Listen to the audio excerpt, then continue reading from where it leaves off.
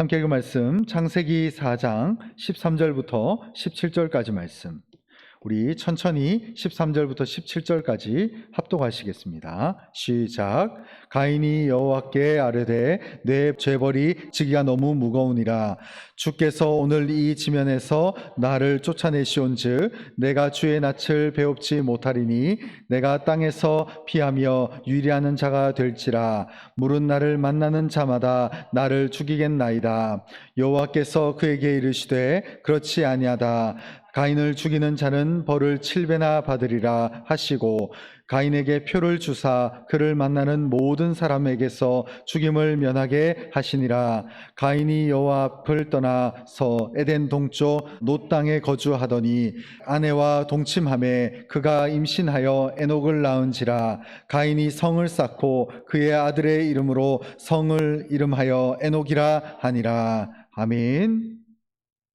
창세기 강의의 17번째 시간, 우리 표를 주사라는 제목으로 여러분들에게 하나님 말씀 전하도록 하겠습니다. 오늘 창세기 4장 13절부터 17절까지 말씀은 이제 이 가인이 하나님 앞에 죄를 범하고 이 아벨을 죽인 다음에 이 아벨을 죽인 죄가를 받고 그 저주를 입은 그 상황 이후에 벌어지는 사건을 이 창세기 4장 13절부터 17절까지 다루고 있습니다. 그래서 이 본문의 내용을 우리가 전반적으로 살펴보면 이 가인이 하나님께서 자기에게 주신 이 죄에 대한 벌을 감당치 못하겠다라고 이제 자신이 받은 이 형벌에 대해서 한탄하는 이런 태도를 취하고 있습니다. 확실히 이런 상황들을 통해서 우리가 알 수 있는 것이 내가 지은 죄과에 대해서 먼저 성찰하고 깨닫는 것이 중요한데 오늘 본문에 나와 있는 이 가인은 그러지를 못했어요. 그러다 보니까 자기가 지은 죄는 벌써 까먹어버리고 자기가 지금 받은 형벌에 대해서 너무 억울하다는 거야. 그래서 지금 하나님께 그 답답함을 토로하는 상황 속에 있는 것이고 또 그로 인해서 이 가인이 이 이후에 15절에 보면 하나님께 이제 표를 받게 되는, 그래서 생명만큼은 보호함을 받고 유지하게 되는 이 사건, 그리고 나아가서 마지막 17절에 보면 가인이 자신의 민족을 이루게 되면서 땅에 거주하며 에녹이라는 이름의 자식과 성을 이제 쌓게 되는 이 사건들을 우리가 본문을 통해서 볼 수 있게 된다는 것입니다. 그러면 우리가 이제 본문을 한번 들어가 보도록 하겠습니다. 먼저 우리 13절을 다시 한번 읽겠습니다. 시작. 가인이 여호와께 아뢰되 내 죄벌이 지기가 너무 무거우니이다. 아멘. 여기 보면 가인이 마치 자기의 권리를 주장하는 것처럼 하나님 앞에 자신이 받게 된 형벌, 이 죄벌이 너무 무겁다라고 토로를 하는 장면입니다. 그래서 이 말은 결코 이 말 가운데 회개나 자기가 지은 죄로 인해서 내가 죄가를 치르겠다라고 하는 그런 겸허한 태도는 0%라는 것이죠. 아예 없다는 겁니다. 그 상태에서 내가 지고 있는 이 형벌이 너무 무겁다라는 것을 하나님께 토로하는 상황이 이제 13절에서 발생하게 된다는 것입니다. 그래서 우리가 이 가인의 태도를 통해서 가장 먼저 생각해야 될 것은 지금 자기가 지은 죄에 대한 이 성찰, 이 자기가 지은 죄에 대한 깨달음이 먼저 있어야 되는데 죄에 대한 깨달음보다는 형벌이 너무 무겁습니다라고 하는 이 가인의 어떻게 보면 요즘 유행하는 내로남불의 모습이 가장 문제가 된다는 거예요. 그래서 가장 먼저 중요한 것은 내가 지은 이 죄의 문제를 정확하게 인지하고 이 죄의 문제를 확실하게 하나님 앞에 가져가기 전에 먼저 자기가 통회자복하는 마음이 있어져야 된다는 거죠. 여러분, 우리의 삶도 마찬가지입니다. 때로는 하나님이 우리 인생 가운데 내게 주어주신 형벌이 너무 가혹하다는 거예요. 그러나 그 형벌 이전에 내가 어떤 태도를 취했고 내가 그 태도를 통해서 하나님의 마음을 얼마나 상하게 했는가를 먼저 생각하는 것이 하나님을 진실로 믿는 자의 가장 우선적인 태도라는 것입니다. 성경에 보면 예수님이 십자가상에서 매달리셨을 때 예수님의 좌편 우편에 강도가 있었습니다. 그런데 예수님의 좌편에 서 있었던 한 강도는 이 예수님이 하나님의 아들이라는 소식을 들었어요.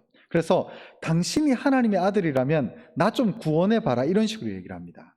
근데 제가 이제 처음에는 이제 하나님께 구원받은 사람과 구원받지 못한 이 강도, 좌우편에 있는 강도가 상이한 모습을 보여주잖아요.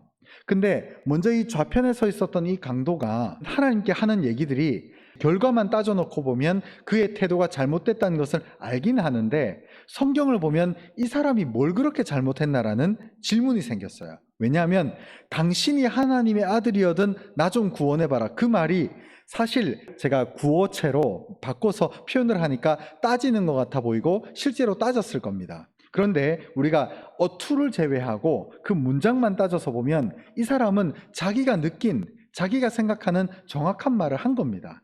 당신이 진짜 하나님의 아들이시면 나 좀 구원해 보십시오 라고 얘기를 하는 거예요. 그래서 그 문장만 따져놓고 보면 이 사람도 구원받을 만해요. 구원을 못 받을 만한 행동이나 말을 한 것은 아닙니다. 그런데 재미있는 사실은 우리가 알고 있는 이 하나님, 우리가 믿고 있는 예수님이 우리의 심중을 꿰뚫어 보신단 말이에요. 우리의 심장과 폐부를 보시는 분이시다. 그렇다면 이 좌편에 있는 이 강도가 왜 구원을 못 받았느냐? 결론부터 따진다면 이 사람의 태도입니다. 자기의 죄를 생각하지 않고 당신이 하나님의 아들이어든 나 좀 구원해 보시오. 이런 식으로 따지고 어떻게 보면 제가 앞에서 말씀드린 내로남불의 형태라는 거예요. 우리가 이제 TV를 보면 뭐 정치인이든 뭐 연예인이든 간에 자기가 잘못을 저질렀는데 그러면 저 사람이 좀 자기가 지은 죄에 대해서 좀 통해자복하는 태도를 취해야 나중에 용서받을 기회라도 얻을 텐데 자기는 확실한 증거가 나오기 전까지는 자꾸 외면을 하는 거예요. 우리가 TV 보면 많이 보잖아요. 확실한 증거를 코앞에 들이대기 전까지는 자기 안 했다는 거예요. 자기 이러지 않았다. 나는 그 죄 저지르지 않았다. 그렇게 도망치다가 코끝까지 증거를 들이내미니까 그제서야 난 억울하다는 거예요. 나보다는 저 사람이 더 잘못을 저질렀다. 이 형태가 바로 선악과 따먹었을 때 태도가 딱 그렇잖아요. 하나님이 뱀에게 물으니까, 하와에게 물으니까, 아담에게 물으니까 점점 나도 잘못을 저질렀는데 쟤도 잘못을 저질렀다는 거예요. 이 하나님이 보실 때에도 기뻐 받을 수 없는 삶의 자세라는 겁니다. 그래서 우리가 내가 잘못을 저질렀다. 다른 사람 다 차치하고 가장 먼저 주님께 이 죄를 내려놔야 돼요. 그리고 내가 이 죄의 문제로 인해서 내가 잘못했습니다. 주님, 제가 용서함을 받기를 간구합니다. 이런 겸손한 태도가 취해져야 용서를 받을 수 있는 가능성이라도 생기죠. 여러분, 이런 자세가 굉장히 중요합니다. 저는 믿습니다. 하나님이 살아있음을 믿어요. 그분들이 당장은 그런 식으로 모면하고 피해가지만 반드시 하나님께서 그 인생들을 칼날 가운데 심판하실 것을 믿어요. 그래서 이 가인이 어찌됐든 이런 일들로 인해서 죄 사함을 받지를 못합니다.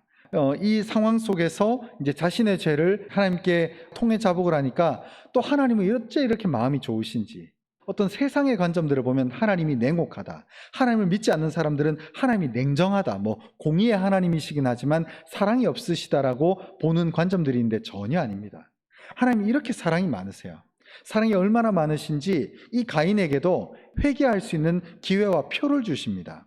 우리 14절을 한번 같이 읽겠습니다. 시작. 주께서 오늘 이 지면에서 나를 쫓아내시온즉 내가 주의 낯을 배웁지 못하리니 내가 땅에서 피하며 유리하는 자가 될지라 물은 나를 만나는 자마다 나를 죽이겠나이다. 이 14절을 잠깐 말씀을 드리면 오늘 이 지면에서라고 얘기를 합니다. 오늘 이 지면에서 에덴 동산에서 살았던 아담과 하와였기 때문에 에덴과 동산에서 추방은 됐지만 근방에 살았던 것 같아요. 그래서 에덴 동산을 바라보면서 이 장막을 짓고 살았을 거라고 추측해 볼 수 있습니다. 그런데 이 어느 지점에서 오늘 이 지점에서 있었다는 것은 그나마 에덴 동산에서 추방은 됐지만 근방에서 에덴 동산을 바라보면서 거주하고 있었는데 이제는 그 지면에서도 쫓김을 받았다는 거예요. 어떻게 보면 하나님이 직접적으로 내가 너를 쫓아낼 것이다 이런 말씀을 안 했는데 쫓아내시온즉, 그래서 내가 주의 낯을 배웁지 못하리니라는 이 말은 하나님이 직접 하신 말씀이 아니에요. 그래서 이 모든 상황들과 정황들을 자기가 보니까 내가 하나님께 쫓김을 받았고 그리고 주의 낯을 이제 내가 보지 못할 것이다 라고 하는 것을 스스로 자각을 하게 된 거죠. 그러면서 이제 내가 땅에서 피하며 유리하는 자가 될 것이고 물은 나를 만나는 자마다 나를 죽이겠나이다. 지금 일어나지 않은 일들에 대해서도 가인이 미리 얘기합니다. 하나님이 나를 버리셨으니까 하나님의 낯을 내가 보지 못하게 되고, 또 그로 인해서 내가 땅에서 유리하는 자, 즉 방황하고 떠돌이가 될 것이다. 그리고 물은 나를 만나는 자마다 나를 죽이려고 할 겁니다 라는 얘기를 지금 하나님이 하지도 않았는데 가인 스스로 만들어냅니다. 그래서 이 말인즉슨 가인이 깨달았어요. 하나님과 나 사이에 관계가 단절될 것이다 라고 하는 것을 말이죠. 그래서 여러분, 제가 꼭 말씀드리고 싶은 것은 우리가 죄의 문제를 왜 해결을 해야 되냐, 그리고 이 죄의 문제를 정확하게 알아야 되는 이유가 뭐냐면 하나님과 나 사이에 관계를 단절시킵니다. 죄는 그래요. 죄는. 그래서 이 죄로 인해서 하나님의 뜻을 알 수가 없어요. 여러분, 사람 안에 죄가 침투하고 우리의 삶 가운데 죄 가운데 거하게 되면 하나님의 뜻을 알 수 없고 하나님이 무슨 생각을 가지고 있는지, 하나님이 나를 향해서 어떤 계획을 가지고 있는지를 전혀 모릅니다. 그래서 죄가 무서워요. 제가 가끔 이제 목사로서도 저도 그렇지만 많은 인근에 있는 많은 교회에 많은 목사님들이 동일하게 하는 얘기가 영적인 끈을 놓치면 안 된다라고 얘기를 합니다. 이런 수요 예배, 이런 새벽 기도, 주일 예배는 당연하고요. 왜 주일 성수를 해야 되냐면 한 번은 이해가 돼요. 예를 들어서 우리가 전날 백신을 맞았어요. 우리 백신 맞아보셔서 아시겠지만 꼼짝달짝 못하는 이 상황 속에서 주일 성수해야 되니까 억지로 와야 돼. 죽어도 다리를 끌고서라도 와야 돼. 이런 것은 우리가 아니라는 것을 기본적으로 다 알잖아요. 근데 중요한 것은 한 번, 두 번을 얘기하는 게 아니라 왜 영적인 끈을 놓치면 안 되는 게 뭐냐면 하나님과의 관계가 멀어질 수 있는 거예요. 여러분, 관계가 멀어지면 서운해집니다. 여러분, 우리 초등학교 때 동창 만나시는 분들 혹 계실지 모르겠습니다만 저희 세대는 아직 동창들을 만나는 세대는 아직은 아니에요. 그래서 동창들을 찾아서 만나는 시간들은 훨씬 덜합니다. 그러다 보니까 동창들과 지금 예를 들어서 만나서 이런저런 얘기를 하고 상황들을 얘기하라고 하면은 제 입장에서는 굉장히 어색할 것 같아요. 참고로 제가 제 동창을 좀 자랑한다면 저희 반에 이제 이대호라는 야구 선수가 있었습니다. 제가 이제 부산에 있는 수영초등학교를 나왔는데 그때 이제 이대호라는 선수가 있었어요. 그래서 학교를 졸업하고 제가 중학교 시절, 고등학교 시절 때는 이대호 선수랑 몇 번 이렇게 이제 동창회를 했죠. 그때는 괜찮았지만 지금은 동창회를 안 한 지 십수년이 훨씬 더 됐잖아요. 지금 만나서 이대호라는 선수와 친한 척하고 대호야 잘 있었나라고 하기가 굉장히 어색하단 말이에요. 여러분, 하나님과의 관계도 똑같습니다. 이 영적인 관계도 똑같아요. 내가 하나님 말씀을 묵상하지 않고 늘 막연하게 신앙생활하면, 그리고 하나님과의 관계가 자꾸 이렇게 끊어지면 이 관계 끊어진 게 어색해요. 여러분, 기도도요, 안 해버릇하다 보면 어느 순간 기도해라 그러면 5분도 굉장히 힘듭니다. 그게 뭐냐면 기도의 습관을 넘어서 하나님과의 관계가 이루어질 때에 모든 것이 가능해지는 거예요. 공교롭게도 계속 관계에 대해서 말씀을 드리게 되네요. 여러분, 하나님과의 관계가 굉장히 중요합니다. 하나님이 우리 인생을 외면하면 아무리 금은보화가 많고 아무리 주변에 사람이 많아도 고독합니다. 외로워요. 아무리 주변에 수많은 것들이 내 주변에서 내 마음을 알아주려고 아부를 해도 마음에 있는 근본적인 고독과 외로움이 해결이 안 됩니다. 그런데 주변에 아무리 내 편을 들어주지 않아도 하나님이 내 인생을 붙들어 주시고 하나님이 내 마음을 알아주시고 내 인생을 책임져 주시면 외롭지 않습니다. 여러분, 다니엘이 그 바벨론 제국에 있으면서 수많은 왕을 3번이나 바꿨거든요. 다니엘은 바벨론 민족도 아니고 페르시아 사람도 아니에요. 그런데 그럼에도 불구하고 바벨론에서 누구죠? 느부갓네살 왕, 그리고 페르시아로 국가가 바뀌면서 다리오 왕과 고레스 왕을 거치면서도 다니엘은 존재했습니다. 그래서 주변에 다니엘을 때려 죽이려고 하는 거예요. 매번 하루에 3번씩 창을 열고 자신의 예루살렘 성전이 있는 곳을 향해서 창을 열고 하나님께 찬양하고 기도했고, 그로 인해서 주변에서 이 바벨론 사람들과 페르시아 사람들이 할 수만 있으면 이 다니엘을 죽이려고 정치적으로 모함을 했단 말이에요. 그런데 하나님께서 다니엘을 어떻게 하셨습니까? 사자굴에 들어갔는데도 사자들의 입을 봉하셨어요. 그곳에서 뭇사람들은 천사의 존재를 보지 못했지만 하나님께서는 다니엘에게 영적인 안목을 열어주셔서 그곳에서 사자들의 입을 봉하고 있고 함께하고 있는 천사들을 다니엘로 하여금 보게 해주셨어요. 그게 하나님의 역사죠. 그래서 가장 중요한 것은 하나님과의 관계입니다. 여러분, 세상에 TV나 드라마 이런 것들을 보면 주된 화두가 있어요. 뭐가 있냐면 자식을 많이 낳아야 되고 건강하고 장수의 축복을 받아야 되고 항상 100세 인생을 누려야 된다. 그거 아닙니다. 성경에서 말하는 하나님의 역사심은 우리의 인생의 연수가 짧든 많든 상관없이 하나님이 함께하면 그 인생이 복된 삶이라는 것을 명확하게 말해주고 있어요. 여러분, 우리의 삶의 진짜 건강, 영적 건강, 참된 행복은 하나님이 내 안에 있는가 없는가가 판가름나는 기준이지 자식 없어도 상관없어요. 그 자식의 인생의 목숨은 하나님 손에 달렸잖아요. 그래서 우리는 예수를 믿으면서 저는 늘 생각하는 게 본질을 추구해야 되겠다. 본질을 추구하려면 한국, 대한민국에서 있는 유교적인 관점들도 내려놓고 대한민국에 있는 불교적인 수천 년의 역사의 관습들도 내려놓고 기독교적인 신앙이 가지고 있는 본질을 추구하는 것이 가장 중요하겠다는 생각을 제가 하기 시작했었습니다. 여러분, 세상적인 기준을 내려놔야 돼요. 하나님이 우리 인생을 특별하게 이끄시는 관점들이 있습니다. 여러분, 부모님 너무나 중요하죠. 그러나 부모님보다 더 중요한 것이 하나님이에요. 여러분, 부모님이 중요하지 않다는 것을 제가 말씀드린 게 결코 아닙니다. 우선순위를 정립하는 거예요. 가장 1번이 하나님입니다. 자식보다 더 귀한 것이 하나님이에요. 자식이 귀중한 게 아니에요. 자식은 너무 귀중해요. 그러나 하나님이 더 귀중한 거예요. 그래서 하나님이 1번 되는 것이 우리 신앙의 올바른 가치 기준이 되는 거예요. 근데 예를 들어서 제가 우선순위가 정립이 안 됐어요. 제가 어머니 아버지를 굉장히 사랑합니다. 그래서 제사를 드리고 싶은 거예요. 어느 순간. 왜? 엄마 아빠를 너무 사랑하니까, 어머니 아버지를 너무 사랑하니까 이런 마음의 태도가 세워지는 거예요. 그러나 이런 것들에 대해서 올바른 가치 기준이 세워져 있지 않으면 이런 제사의 부분들에 대해서도 우리가 잘못된 생각들을 할 수 있다 이 말이에요. 여러분, 올바른 가치, 올바른 기준, 신앙의 본질을 추구하는 것이 대단히 중요하다는 것입니다. 여러분, 그렇기 때문에 15절에 보면 제가 15절을 다시 한번 읽어드리겠습니다. 여호와께서 그에게 이르시되 그렇지 아니하다. 가인을 죽이는 자는 벌을 7배나 받으리라 하시고 가인에게 표를 주사 그를 만나는 모든 사람에게서 죽임을 면하게 하시니라.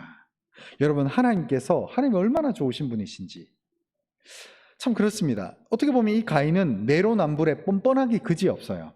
그런데 이 가인이 비록 뻔뻔하기 그지없어도 하나님께 자기가 지금 당한 이 상황들을 내가 감당을 못하겠다라고 부르짖고 있는 거예요.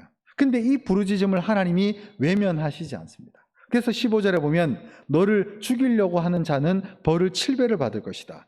그러면서 가인에게 생명의 표를 줍니다. 그래서 그를 만나는 모든 사람에게서 죽음을 면하게 하시는 하나님 좋으신 분이에요. 여기서 말하는 표는 정확하게 나중에 이 표가 어떻게 사용되는지를 우리가 알 수 없기 때문에 가상화할 수 있는데 두 가지 상황이 있을 수 있습니다. 첫 번째는 진짜 외형적인 표를 입은 거예요. 예를 들어서 외부적으로 외형적으로 살이나 이런데 표를 실제로 받아가지고 그를 만나는 사람마다 하나님께서 그를 죽이지 못하게 보호하셨을 거라는 추측을 해볼 수 있고, 또 하나는 내면의 확신입니다. 왜냐하면 지금 13절 14절 이 가인의 태도를 보다 보면 너무 겁을 먹은 것 같아요. 오늘날 우리로 따지면 살인죄를 저지르게 되면 감옥에 가서 정확한 형벌을 받고 재판을 받게 되는 수순들을 우리가 기본적으로 상식적으로 알고 있지만, 가인은 아무것도 모르고 있다가 갑자기 지금 이 자기가 지은 살인의 죄로 인해서 무거운 형벌을 받게 되니까 너무 두렵고 겁나는 거예요. 그러다 보니까 제가 봤을 때는 두 번째가 맞다고 보는데, 가인이 받은 이 표는 어떻게 보면 내면의 확신 같아요. 마음의 위로를 주고 하나님이 확실하게 이 가인의 마음의 상태를 온전하고 평온하게 만들어 주셨다라고 하는 것을 우리가 가인의 표가 아닌가라는 생각이 들기도 합니다. 그래서 이 모든 표를 받고 하나님의 사랑의 그 은총을 덧입게 된 것이 가인의 삶이었습니다. 저는 이 시점에서 그렇다고 봅니다. 만약에 가인이 이 시점에라도 그 뻔뻔함을 내려놓고 회개를 했더라면 저는 구원받았을 거라고 봅니다. 근데 이 가인의 태도는 나중에 우리가 알다시피 이제 어둠의 족속으로 계속해서 순수한 믿음의 이스라엘 민족을 괴롭히는 가인의 족보로 탄생을 하게 됩니다. 우리 16절 17절을 마지막으로 같이 읽겠습니다. 시작. 가인이 여호와 앞을 떠나서 에덴 동쪽 놋 땅에 거주하였더니 아내와 동침하여 그가 임신하여 에녹을 낳은지라. 가인이 성을 쌓고 그의 아들의 이름으로 성을 이름하여 에녹이라 하니라. 아멘. 여기 이제 가인이 놋 땅에 갔다라고 얘기를 합니다. 에덴 동쪽에 있는 저 먼 쪽에 있는 놋 땅에 갔는데, 이 놋 땅이라고 하는 이름의 뜻이 유리, 방황, 요동 이런 뜻입니다. 그래서 가인의 삶은 그 놋 땅에 거주하면서 계속해서 방황하고 유리하고 삶이 요동쳤을 거라고 추측해 볼 수 있죠. 자, 그러면서 이제 가인이 자신의 아들의 이름을 에녹이라고 짓습니다. 근데 이 에녹이라고 하는 이름의 뜻은 두 가지가 있는데, 첫 번째는 헌신하다라는 뜻입니다. 헌신하다. 그리고 두 번째는 가르치다라는 뜻을 동시에 가지고 있어요. 그래서 저도 이제 이 에녹의 삶이 어땠는지를, 여기서 나오는 에녹은 나중에 그 노아의 족보에 있는 에녹과는 다른 사람입니다. 가인의 첫 번째 아들이에요. 그래서 이 사람은 하나님을 전혀 모르는 자입니다. 근데 이 에녹이 가인의 첫 번째 아들로 탄생을 하는데, 이 에녹이 자신의 이름으로 성을 쌓고 자신의 이름으로 된 그 성 안에 거하게 됩니다. 이게 나중에 보게 되면 바벨탑의 원형이 돼요. 나중에 바벨탑 아시죠? 그죠? 사람들이 자신의 욕망으로 세운 그 바벨탑, 신에게 도달하려고 하는 그 이기심이 바벨탑으로 등장하게 되는데, 그 바벨탑의 원형이 오늘 17절에 보면 에녹성이 됩니다. 그래서 여기 에녹의 이름을 제가 헌신하다 그리고 가르치다라고 말씀을 드렸는데, 이게 이제 에녹의 삶을 유추해 볼 수 있어요. 첫 번째는 헌신하다라는 말의 뜻을 통해서 에녹은 어떻게 보면 아버지가 굉장히 암울하고 방황하는 삶을, 유리하는 삶을 살았기 때문에 이 삶을 개인적으로 청산해 보고자 헌신을 했을 겁니다. 나름대로 노력을 했을 거다, 이런 의미에서 이 아들의 이름이 에녹이었어요. 그리고 또 두 번째는 가르치다라는 뜻이 있는데, 이 에녹성이 등장하는 것을 유추해 보면서 원래 아담의 삶이라고 하는 것은 유목민의 삶이었어요. 이동을 하면서 텐트를 치고 동물과 어떤 가축들을 키우면서 먹고 사는 것이 기본적인 이 창세기에 나오는 족장들의 삶입니다. 그런데 여기 나오는 가인의 삶은 이것과는 정반대로 성을 쌓기 시작하는 거예요. 군사적으로 힘을 유지하고 정치적으로 보호하고, 어떤 하나님을 믿지 않으니까 이 사람들이 하나님의 인도하심을 따르는 유목민의 삶을 사는 것이 아니라, 이 땅에서 나그네의 삶을 사는 것이 아니라, 여기 지금 가인의 삶은 자꾸 성을 쌓아요. 그리고 이 땅에서 자꾸 견고한 삶을 살려고 하는, 유지하려고 하는 태도가 이 창세기에 등장하는 가인의 전형적인 삶이라는 거예요. 여러분, 저도 마찬가지입니다. 우리의 삶도 마찬가지예요. 여러분, 이 땅의 삶이 짧으면 70이고 길면 80이잖아요. 더 길게 살면 100살의 삶을 살지도 모르겠습니다. 근데 중요한 것은 이 땅에서 우리가 성을 쌓으려고 하면 안 돼요. 여러분, 우리가 가장 놓치는 게 뭐냐면, 장래일에 대해서 우리가 미리 대비하는 것은 중요하지만 지나치게 우리가 먼 길에 대해서 자꾸 이렇게 부를 쌓는 거에 대해서 너무 지나치게 노력하다 보면 우리의 삶을 통해서 은혜의 강수가 흘러나가질 못합니다. 여러분, 돈 중요하죠. 돈 많이 버십시오. 그러나 돈을 버는 목적이 뭔지를 아셔야 돼요. 이 돈을 내가 벌었는데 자꾸 오늘 본문에 나오는 가인의 족속처럼 자꾸 나만의 어떤 경계선, 나만의 성을 쌓기 위해서 우리 인생을 끌고 나간다, 이것은 하나님이 기뻐하는 삶이 아닙니다. 우리가 받은 물질, 우리의 물질이 없어도 우리의 삶의 시간, 우리의 삶의 시간과 우리 인생을 하나님의 방식대로 써야 돼요. 그게 진정한 아담의 후손, 즉 셋과 그 노아의 족보에 들어가는 삶의 자세를 우리가 볼 수 있다는 거예요. 왜 하나님께서 이스라엘 민족들에게 빨리 왕을 안 주셨을까? 왜 이스라엘 민족들에게 빨리 이 정착하는 성을 주시는 것이 아니라 유목민의 삶, 즉 족장의 삶을 먼저 주셨을까는 굉장히 많은 의미를 전달해 줍니다. 나그네의 삶을 산다는 거예요, 이 땅에서. 근데 이 나그네의 삶이 자꾸 우리가 돈을 그렇다고 해픈데 쓰고, 자식들이 배를 고라 하는데도 자식들에게 먹을 것을 주지 말라, 이것을 얘기하는 것이 아니라 우리의 돈 버는 목적을 아셔야 돼요. 우리에게 있어서 이 재물이 부자가 되는 것이 목적이 아니라, 오늘 이 에녹성처럼 이 우리의 삶의 어떤 요새를 자꾸 구축하는 것이 우리의 삶의 목적이 아니라 하나님을 위해서 쓰고, 이 땅에서 내가 나그네 된 삶을 살아가고 있다는 것을 명심하시기 바랍니다. 여러분, 부가 우리의 장래를 책임져 주지 못합니다.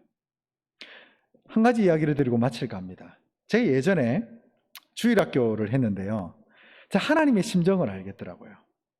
제가 주일학교를 이렇게 했는데, 이제 꼭 정기적으로 한 6개월에 한 번씩, 좀 때에 따라서 3개월에 한 번씩 교회에서 이제 달란트 잔치라는 걸 합니다. 뭐 예를 들어서 주일 오늘 지켰다 10달란트, 그리고 뭐 전도했다 100달란트, 그리고 교회에서 선행을 했다 그러면 전사님한테, 그땐 전도사였죠, 전사님한테 칭찬받았다 50달란트 이렇게 주고 했거든요. 그래서 애들이 한 6개월이나 3개월쯤 지나면은 분기마다 이제 달란트 잔치를 했었습니다. 참 재밌었어요. 주일학교 선생님들은 옆쪽에서 떡볶이 하고 짜파게티 끓이고 라볶이 하고 이랬거든요. 애들이 오뎅도 먹고 맛있는 햄버거 같은 것도 때로는 먹고 샌드위치도 준비를 했었습니다. 그래서 자기가 그동안 쌓아놓은 달란트를 가지고 달란트 잔치 때 참여를 하는 거예요. 근데 한 번은 아이들 가운데 달란트로 인해서 시비가 붙은 거예요.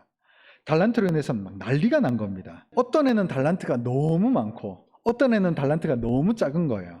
그래서 이걸 어떻게 하면 좋을까? 그래서 제가 어떻게 했냐면은 달란트 환율을 올려버렸어요. 그래서 그전에는 10달란트로 라볶이를 먹을 수 있었는데 애들이 달란트를 너무 많이 가지고 있으니까 제가 100달란트로 그 라볶이를 먹게 해준 거예요. 그러니까 애들은 순진해가지고 별 말이 없어요. 근데 저는 알죠. 제가 주가를 올렸다는 것을. 그래서 애들은 모르고 그냥 사 먹습니다. 그래서 달란트를 펑펑 썼는데 참 애들은 어떻게 보면 우리는 순진해요, 사람은. 그래서 우리는 이런 것들에 대해서 내 수중에 있는 돈들로 인해서 자꾸 이렇게 전전긍긍 하잖아요. 근데 이제 예를 들어 제가 이제 물가를 올려버리니까 애들은 그냥 그걸 따를 수밖에 없는 거예요. 물가가 다 그러니까 사람의 심리라는 게 뭐냐. 제가 그때 알았어요. 주일학교 애들이 자꾸 비교를 해요. 쟤보다 내가 낫느냐, 쟤보다 내가 달란트가 많느냐, 아니야 내가 쟤보다 달란트가 많느냐로 자꾸 비교하고 싸운단 말이야. 근데 제가 물가를 올려버리니까 애들이 그냥 그 질투심과 미움이 사라지고 서로 협동을 하더라고요. 제가 그때 보면서 좀 재밌는 걸 생각해낸 게 뭐냐면, 우리의 부가, 예를 들어서 우리의 부요함이 하나님께서 만약에 이런 것들을 올려버리시고 우리로 하여금 마음을 먹고 우리에게 환난을 주시려고 작정을 하신다면 우리가 지금 있는 이 돈이 휴지 조각이 될 수 있다는 거 그거 아십니까? 지금 우리가 10만 원에 벌벌 떨고 100만 원, 1000만 원에 심지어는 아주 극단적인 선택을 할 수 있는 어떤 일들도 발생을 한단 말이에요. 근데 하나님이 예를 들어서 작심을 하고 우리 인생 가운데 모든 이 환율을 털어버리시려고 작정을 하신다면 우리가 아무도 막을 수가 없는 거예요. 제가 그때 작은 제 경험이었지만 우리 인생도 마찬가지죠. 하나님이 우리 인생을 책임져 주시고 하나님이 우리 인생을 붙들어 주셔야 사는 거지, 그 돈 몇 푼 때문에 자꾸 우리의 마음이 자꾸 왔다 갔다 하고 하나님을 신실하게 믿지 못한다면 우리 인생의 진짜 아름다운 가치를 놓친 상태에서 쓸데없는 시간들만 하고 있다는 거예요. 사실 화폐라는 기원을 제가 따져보니까 실제로는 모든 화폐의 기준이 금입니다. 금. 그래서 금본위제라는 말을 쓰잖아요. 그래서 우리가 노동을 했으면 사실은 금으로 받아야 돼요. 근데 우리가 금이 무게가 되고 하니까 금을 종이 조각으로 바꾸는 거잖아요. 근데 하나님이 만약에 예를 들어서 우리의 돈과 이 화폐를 휴지 조각으로 만들어 버리신다면 누가 이것을 감당하겠습니까? 여러분, 하나님을 진짜 믿으셔야 돼요. 하나님을 믿는다고 하면서도 실상은 내 것 자꾸 챙기려고 그러고 하나님 뜻대로 우리에게 주어진 시간, 우리의 물질, 우리의 인생, 우리의 삶을 하나님의 방식대로 사용하지 않으면 모든 인간의 경영하는 것이 허사가 될 수 있다니까요. 여러분, 반드시 믿으시기 바랍니다. 무엇을요? 하나님을 믿으시기 바랍니다. 하나님은 살아있는 유일한 신이십니다. 하나님 편에 서고 하나님 편에 우리가 서게 되면 우리 인생의 모든 문제가 풀어질 줄 믿습니다. 결론의 말씀을 드리겠습니다. 첫 번째 결론의 말씀은 가장 중요한 것은 하나님과의 관계입니다. 하나님과의 관계입니다. 하나님과의 관계가 멀어지면 우리는 살 수가 없습니다. 그것을 믿으시기 바랍니다. 그렇기 때문에 우리가 이 관계성 속에서 늘 하나님과 교제하면서 하나님과의 끈을 놓쳐서는 안 된다는 것이죠. 또 두 번째, 우리는 가인의 태도를 기억해야 됩니다. 가인의 태도. 가인은 하나님 앞에 정말 내로남불의 뻔뻔한 모습을 취했고 나중에 이 가인은 하나님의 곁을 떠나면서 유목 생활을 하는 것이 아니라 성을 쌓기 시작했어요. 결국 그 성은, 이 에녹성은 나중에 바벨탑의 원형이 됩니다. 여러분, 우리가 이 땅에서 자꾸 성을 쌓으려고 하는 허사를 누리지 않을 수 있었으면 좋겠습니다. 우리의 삶에, 우리의 인생의 경영이 진실한 하나님의 방식대로 삶을 추구하며 하나님의 원리대로 우리의 삶을 쫓아가시기를 간구합니다. 그리고 마지막으로 우리 인생 가운데 혹시나 조금이라도 쌓여있는 에녹성, 이 영적인 바벨탑을 허물어뜨려야 됩니다. 여러분, 인생에서 우리가 쌓고 있는 바벨탑은 어떻게 보면 모래성과 같습니다. 하나님의 이 바닷가에 가면 하나님의 물이 밀물처럼 들어옵니다. 그리고 썰물로 나갑니다. 그러면 내가 그동안 수고하면서 모래로 쌓은 모래성이 이 밀물과 썰물로 인해서 아무것도 아닌 게 돼버려요. 우리의 노력이 그럴 수 있다는 말이에요. 그 부를 위한 열심, 이 세속적인 욕심을 위한 방향성이 하나님의 밀물과 썰물이 왔다 갔다 하면 아무것도 아닌 거야. 그래서 우리에게 주어진 하루하루의 삶이 하나님의 방식대로 살아야 돼요. 그게 사는 길이에요. 여러분, 그 사는 길을 우리가 붙들기 시작하다 보면 하나님의 역사하심이 보이기 시작하고 하나님의 인도하심이 보이게 될 줄 믿습니다. 기도하겠습니다.